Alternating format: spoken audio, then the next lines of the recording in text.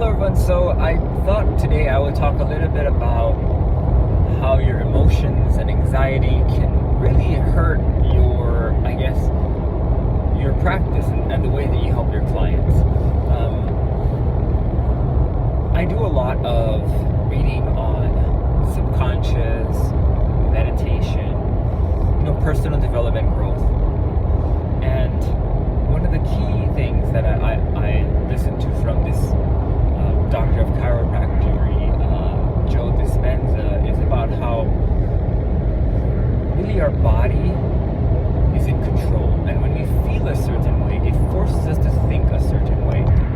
Now that can be very beneficial in times that we need a fight or flight response, and we just need to use our automated kind of pre-programmed fear adaptions to survive. But we don't need that when we are doing Medicare or any kind of consultative work. Whether you're an attorney or a doctor or a Medicare agent or an insurance agent, what have you, if you're in the professional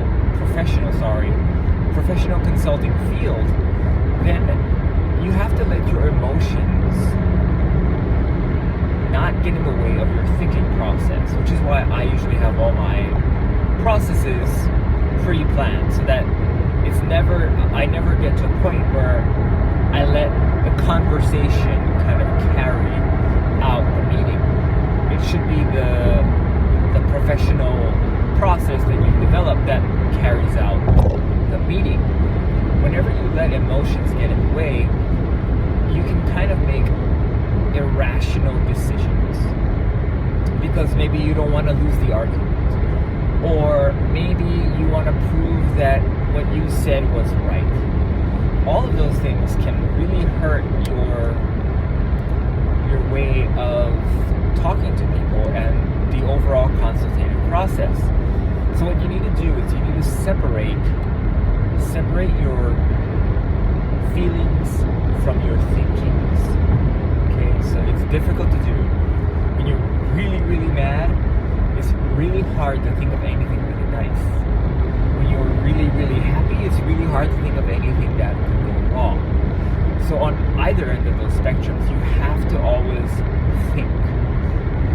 And you have to bring your conscious mind forward, and your conscious mind will provide you with logical outcomes, logical processes that could happen, and your subconscious mind will try and figure out automatively and how, based on how you feel, thoughts that will provide that. So you, in a way, have to think your way into feeling a certain way in order to provide the kind of consultative process that you need. And that can be very difficult unless you learn how to really be calm. And you might not need to look calm, but you need to be calm inside of your body and just be kind of aware that, okay, I'm feeling a little bit threatened because my client has accused me of something. And you have to be able to take it from there and say, okay, what happened? Not I'm wrong, you're right, I'm right. What happened? Okay, how do we fix this? And what do we do next time so this doesn't happen? And you have to be able to come to that point by bypassing your feelings of, I need to contest this because this is not what I said. This is a misrepresentation or misinterpretation of what the client is saying. You can't think those thoughts. You feel those things as they happen to you because they could be hurtful. They could be misplaced. But that doesn't matter. You're a professional, and professionals need to think before they feel. Okay? So you have to think. All right. And then if you need to get the client on the other side to think like you and get the emotions out of the way, you can do so in one of two ways. Right? The way I like to think about it is, all right, this happened. We have to get a resolution. How we're going to get to that resolution is not going to depend on how you feel about the circumstance or the situation that we are currently in. We have to figure out the steps that it's going to take to get us out of this circumstance. That's all we can do. Right? Okay. Or if they say, well, I can't get over how you made me feel or this entire process, then you can say the second thing. Well, can I assume that you are a logical person, that logically you want to get out of this circumstance, right? Or you wouldn't have called me. If you wanted to call me to disrail me, we're done. And, we don't have to resolve this if you don't want to. It's your choice. Right? But you're upset about it, so it'd be logical to find the solution. Right?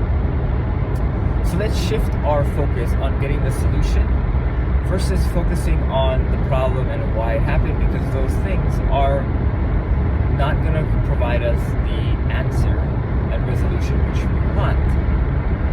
Does that make sense? And they would say, if they're a logical person, yes it does. If they're an illogical person, you can take it one step further and say, do you enjoy being in this state of suffering?